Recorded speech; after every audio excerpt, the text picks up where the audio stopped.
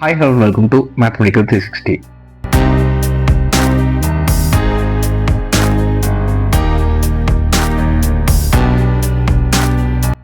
இந்த இதில் பார்க்க போகிற சப்ஜெக்ட் வந்து பார்த்தீங்கன்னா 10ஆம் வகுப்பு 10th ஸ்டாண்டர்ட் கணக்கு.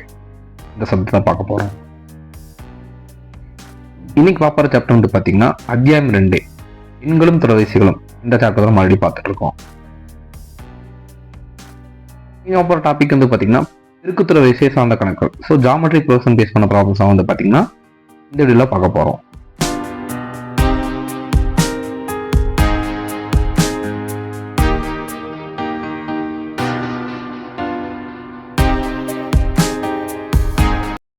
எடுத்துக்காட்டு. ஸோ பின்வரும் தொலைபேசியில் எவை பெருக்குத்துறை வரிசையாகும்? So first question, second question, third question 3 கொடுத்துருக்காங்க. ஸோ ஃபர்ஸ்ட் பெருக்குத்துறை வரிசை என்னன்னு சொல்லிட்டு பிஎஸ்டியில் பார்த்துருக்கோம். ஸோ அதில் சில பேசிக் ஃபார்முலாஸும் பார்த்துருக்கோம். அந்த டிகார்னிங் டெஸ்டில் கொடுத்துருக்கேன். ஸோ அதை பார்த்துட்டு இந்த ப்ராப்ளம் சால்வ் பண்ணதை பார்த்தீங்கன்னா தான் உங்களுக்கு இன்னும் பெட்டராக புரியும் இந்த ஃபார்முலாஸில் எப்படி இருக்குன்னு சொல்லிட்டு. ஸோ பின்வரும் தொலைபேசியில் எவை பெருக்குத்துறை வரிசைன்னு கேட்குறாங்க. So first question 7, 14, 21, 28. தீர்வு. அடுத்தடுத்த உறுப்புகளின் விகிதம் சமமாக உள்ளதா? ஸோ பெருக்குத்துறை வரிசை வந்து பார்த்தீங்கன்னா நம்ம காமன் ரேஷியோ, அதாவது பொது விகிதம்னு ஒன்று பார்த்துருப்போம்.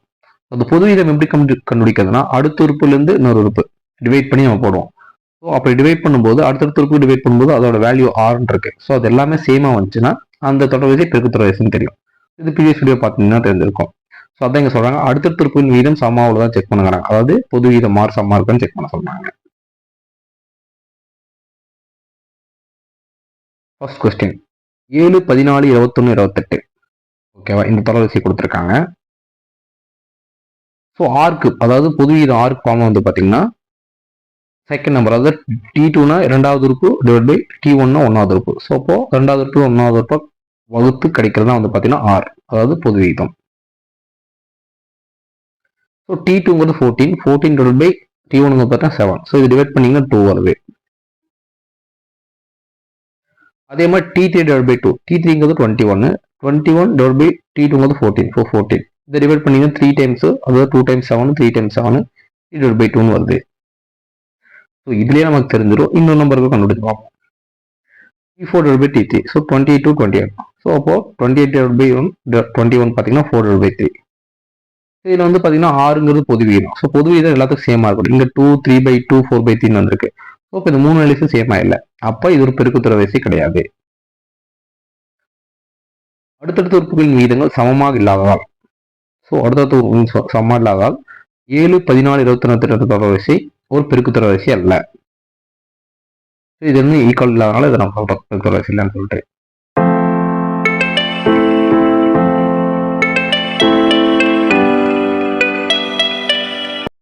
Second question 1 by 2, 1, 2, 4. ஸோ அதே மாதிரி வந்து பார்த்தீங்கன்னா இதுக்கு பொது விகிதம் மார்க் கண்டுபிடிக்கிறோம். T2 by 21. T2 என்ன இருக்கு 1. So 1 by 1 by 2. ஸோ இப்போ இந்த இது வந்து மேலே போகும்போது தான் ரெசிப்ரோக்கல் ஆகும். அப்போ 2 கிடைக்கும் நம்மளுக்கு. அதாவது கீழே பகுதியில் இருக்கிறது வந்து பார்த்தீங்கன்னா டிவைட் இருக்கும்போது மேலே போகும்போது அப்படியே தலைகீழ போகும். அப்போ என்ன 2 by 1 போகும். அப்போ வேல்யூ என்ன வரும் 2. T3 by T2. ஸோ அப்போ 2 by 1. 2 by 1 2 தான். T4 by 2. அப்போ 4 by 2 இது 2 தான். இங்க பார்த்தீங்கன்னா தெரியும் பொது விகித மாறு வந்து பார்த்தீங்கன்னா 2, 2, 2 சேமா வந்திருக்கு. இங்க அடுத்தடுத்த விகிதங்கள் சமம் என்பதால் ஸோ 1/2 இருக்கும் 1, 2, 4 என்ற தொடர் வரிசை பொது விகிதம் R. ஸோ பொது விகிதம் சொன்ன பார்த்தீங்களா ஆறுங்கிற. ஸோ R என்பது ஒரு பெருக்குத்துறை வரிசை ஆகும். ஸோ பொது விகிதம் 2ங்கிறனால அது ஒரு பெருக்குத்துறை வரிசையா இருக்கும். ஸோ அப்போ இது வந்து பெருக்குத்துறை வரிசை.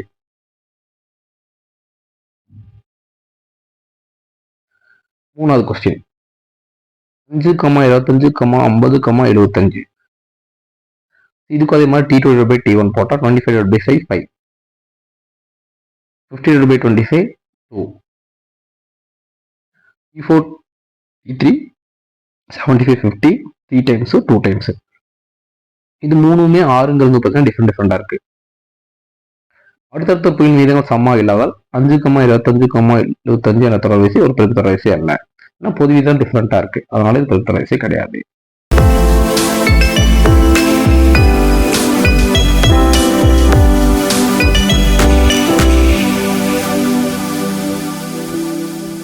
எடுத்துக்காட்டு, பின்வருவற்றின் முதல் உறுப்பு மற்றும் பொது விகிதம் கொடுக்கப்பட்டுள்ளது. அதனுடைய பெருக்குத்தொடர் வரிசையை காண்க. ஏ முதல் உறுப்பு. ஸோ நீங்க ப்ரீவியஸ் வீடியோ பார்த்தீங்கன்னா தெரியும், ஏங்கிறது மீன் பண்ணது முதல் உறுப்பு, ஆறுங்கிறது பார்த்தீங்கன்னா பொது விகிதம் ஈக்குவல் டு 6. செகண்ட் கொஸ்டின் வந்து ஏ முதல் உறுப்பு 256, பொது விகிதம் ஆர் வந்து 0.5 கொடுத்துருக்காங்க. ஸோ இந்த ரெண்டுத்துக்கும் வந்து பார்த்தீங்கன்னா பெருக்குத்தொடர் வரிசை கண்டுபிடிக்க சொல்லி கேட்டிருக்காங்க.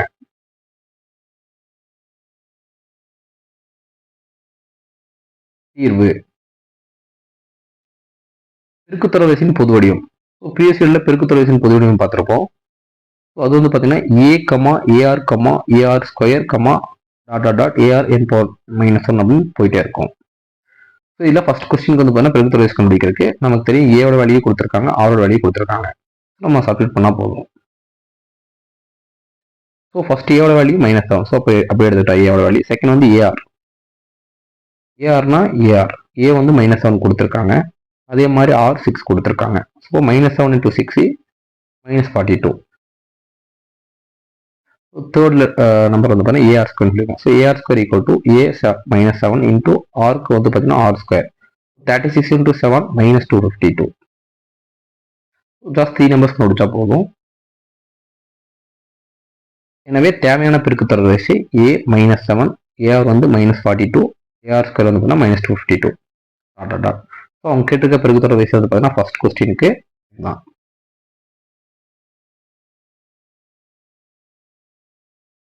செகண்ட் கொஸ்டின் வந்து பார்த்தீங்கன்னா ஏ வந்து 256 கொடுத்துருக்காங்க. ஸோ அதனால ஏ 256, ஆர் வந்து 0.5. இப்போ என்ன பண்ணுறாங்க, நமக்கு ஏ தெரியும் முன்னாடி 256, ஆர் 0.5. ஸோ இப்போ ஏஆருக்கு வந்து பார்த்தீங்கன்னா ஏஆர் ஈக்குவல் டு 256 × 0.5. ஸோ இதில் ஆஃப் வந்து பார்த்தீங்கன்னா 128. தேர்ட் நம்பர் வந்து பார்த்தீங்கன்னா ஏஆர்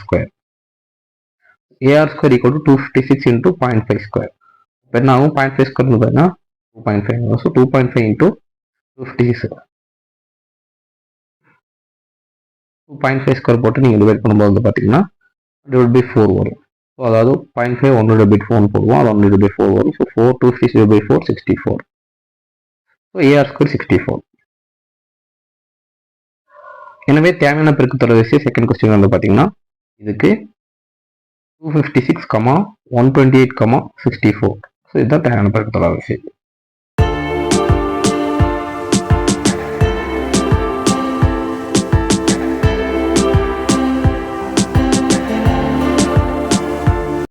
எடுத்துக்காட்டு, 9, 3, 1 என்ற பெருக்குத்தொடர் வரிசையில் 8வது உறுப்பை காண்க. ஸோ அவங்களே சொல்லிட்டாங்க இது பெருக்குத்தொடர் வரிசை, அதோட 8வது உறுப்பு கண்டுபிடிக்க சொல்லி கேட்குறாங்க.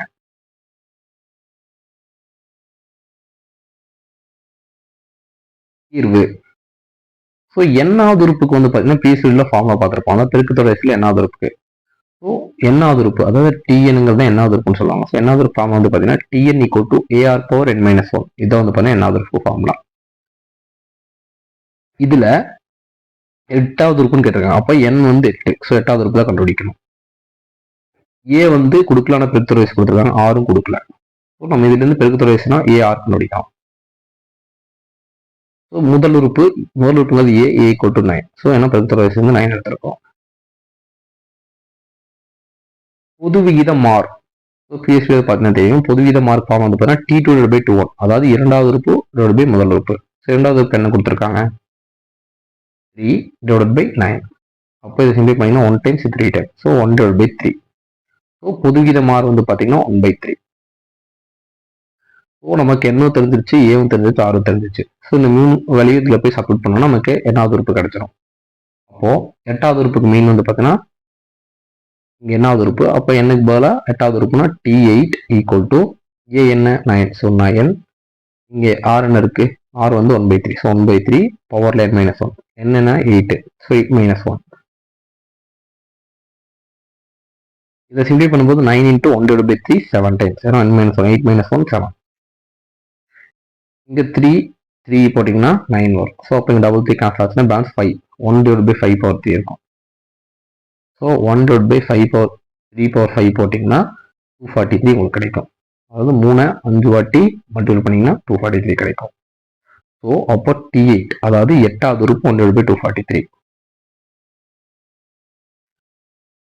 எனவே பெருக்குத்தொடர் வரிசையின் 8வது உறுப்பு ஈக்குவல் டு 1/243. ஸோ இந்த இதோட 8வது உறுப்பு வந்து போனால் 1/243.